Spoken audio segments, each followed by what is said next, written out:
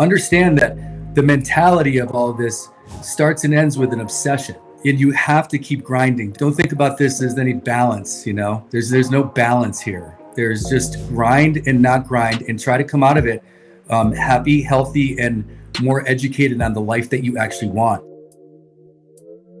Todd, thank you so much for joining us on the Sterling Family Law Show. We were catching up before the podcast. We have very similar stories, which I think is so awesome.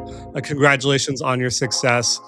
For our listeners' sake, let's start at the very, very beginning. Tell us how you started your firm, where it's been, and where you are today. Oh my gosh, Todd, well, thank you for having me. I love what you're doing, and it's exciting just to share some experience, right? Like, get it out there, you know, be of service and see if you can help some people out, right? 100%. So I started, I moved to Colorado in 2008, 2009, started in a basement that was in foreclosure.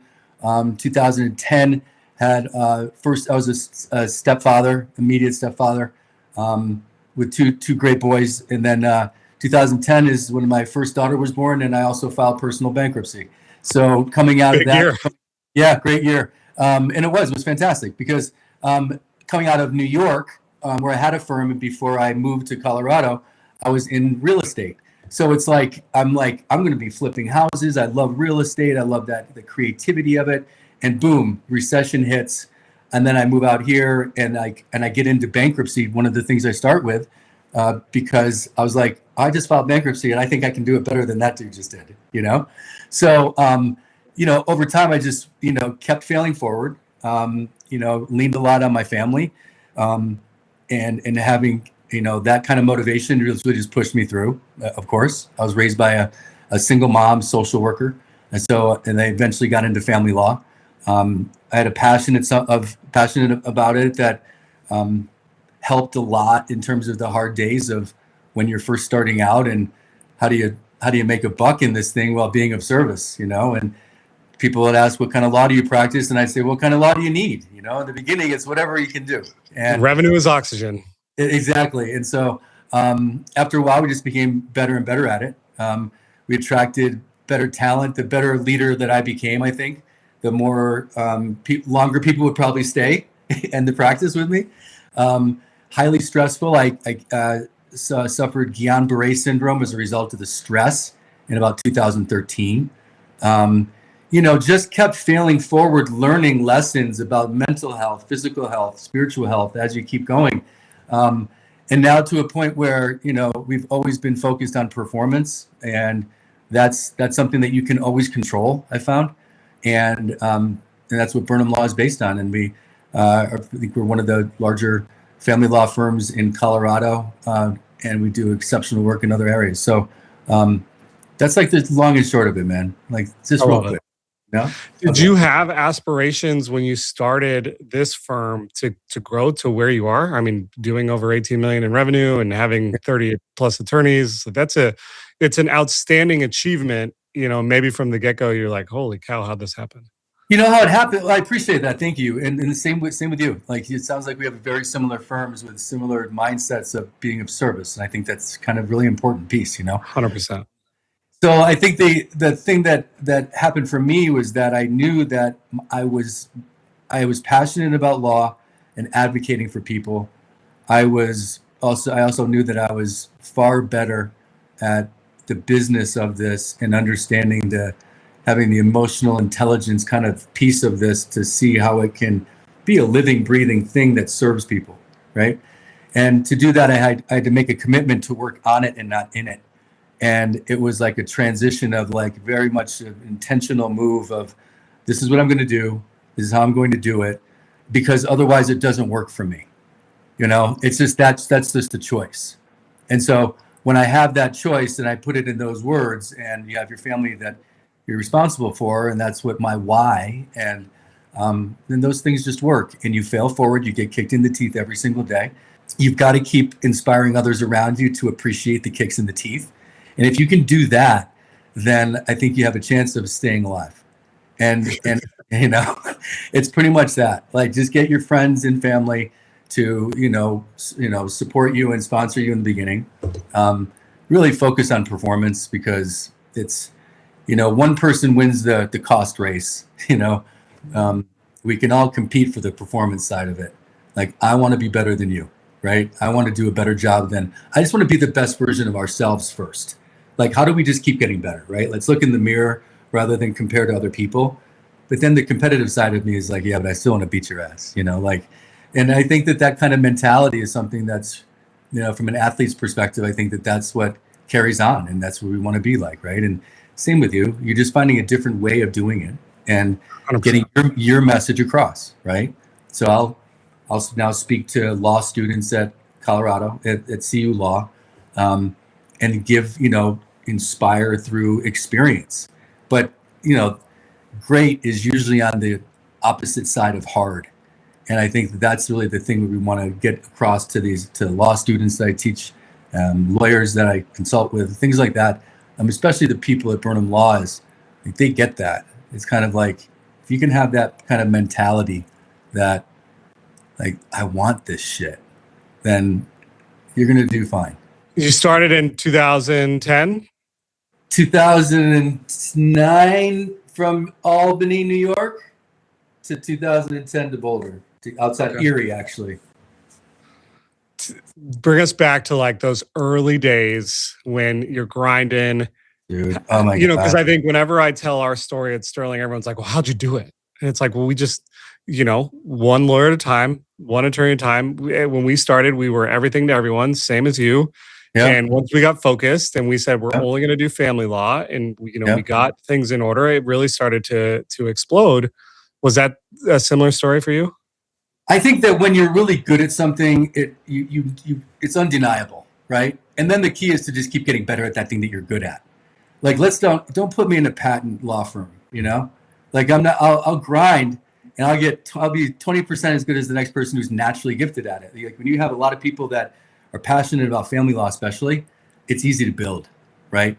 It's easy to build. And then the harder piece over time is like you want to be really dialed in on quality control matched with career control in the other people. Like, you want this thing to be a team. It's not a family. Like, never a family. Families, this is a team, and you have to be really protective of the people that are on that team. And you can't just fill spots and think that, oh, it's because I make X amount of dollars, and it doesn't work like that. Culture will get ripped apart quickly when, Mr. Green shows up and people are focusing on those kinds of things. And Mr. Green follows service. Like, that's the key. Money chases service. So that's the motto. I mean, it's a business and we're providing really important services, right? That's great. Yeah. How have you had to change as a leader going from one attorney to 30? Hiring really well the people that work directly with attorneys. Leslie Schaefer and Donna Bystricky, they, with their leadership board, the way that we structure it, it's a collective leadership model. And so all these people, they all have different pieces to it. And when you get to that level, you focus on the things that you can control. And as a founder, I knew that this was only going to be as good and as big and as impactful as I could let go of, right? And so I let, strengths on strengths. I let the people that know what the heck they're doing really, really well focus on those things. And I focus on the things that I know that I'm good at. And so that's what teammates do. Like, you can only have, one of each of us, and let's add some real value to it. And I'm really lucky to have a lot of good people that have been here at Burnham Law for a long period of time. I think you touched on something so important for scaling a law firm and really hard for founders to do, which is let go of the vine. Which is trust and verify. I talked to a lot of founders on this podcast, and a lot of them early on in their career, before they really started to grow, wanted to control everything, needed to validate everything, needed their eyes on every single thing. And once they learned to delegate and learn to trust, that's when their firms blew up. Well, and then you start figuring out what else are you good at? You start working some other muscles. You start doing some reps a different way that you haven't done before, and you might find out, damn, I'm creative. Wow, I'm really good at marketing. wow, my messaging is really dialed in. That's really interesting. When I'm not in it and I'm working on it, you're forced to find different things. Like, after a while, when you're in family law and dealing with trauma all the time, like we at Burnham Law, we like kind of compared the practice itself to a trauma hospital, emergency room, right? It's the same kinds of concepts. And so the way that we care for a client is like a person going through the process. It's more like it's the triage in the beginning. We're not like the surgeon at the end isn't the person that's calling the shots up here, right? Can you confidently answer this question in 3 seconds? Do you know if your firm is winning or losing? If you can't, that's something we need to fix urgently. We are hosting a free webinar that shows you the 8 numbers that answer that question. You'll learn where you're leaking revenue, what to do to fix it, and how to embed this into your daily operations. It's called How to Moneyball Your Law Firm. Get bonus templates, checklists, and worksheets if you show up live. Link in the show notes to register. As your firm continues to grow, and you had mentioned having care in your firm. And I think one thing that we've found working with a lot of firms is when they're small, you have your paralegals or you have your assistant doing intake. And when your assistant is busy and is doing all the things and dealing with all the fires, and then they have another call come in, that irritation comes through on the phone. And what I always remind our clients is when someone calls your law firm about a family matter, oftentimes this is the first time that they're telling this horrific story about their life to someone other than their immediate family. And if you can't be compassionate during that moment, you're going to lose out. Intakes to me is the most important. I tell this all the time. It's the most important department that we have.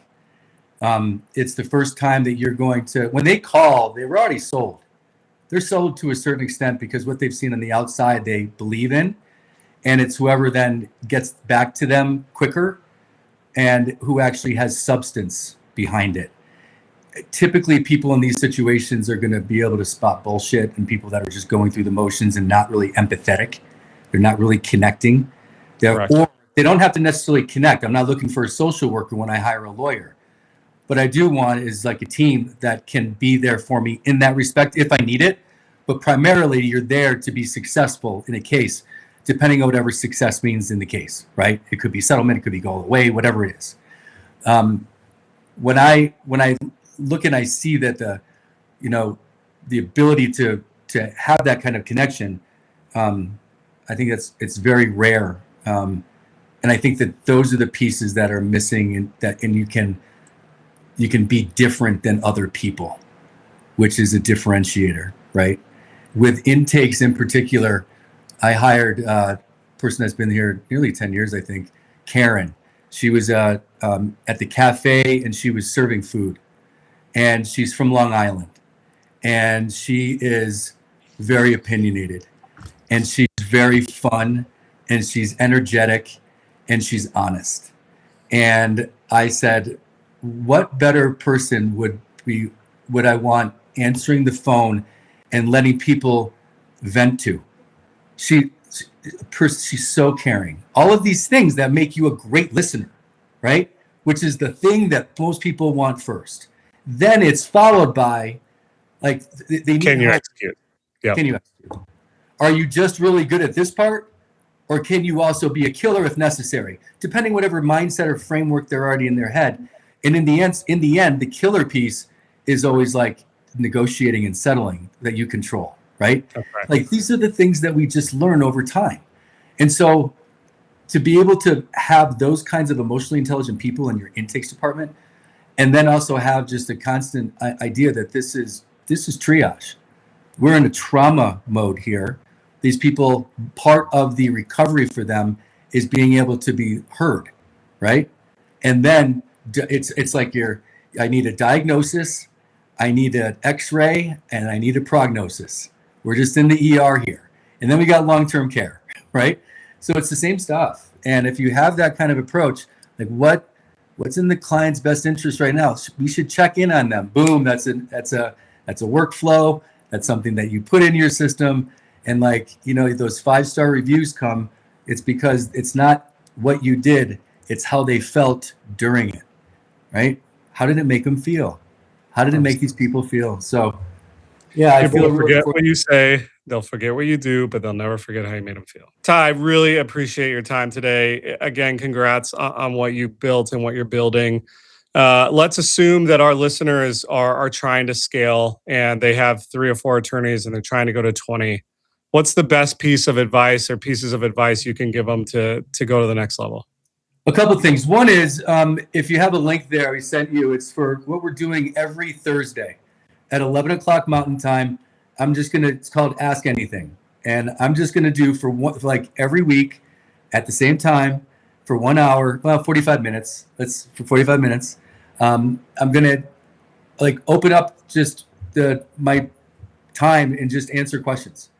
And I think that that's just a good example of what I would do.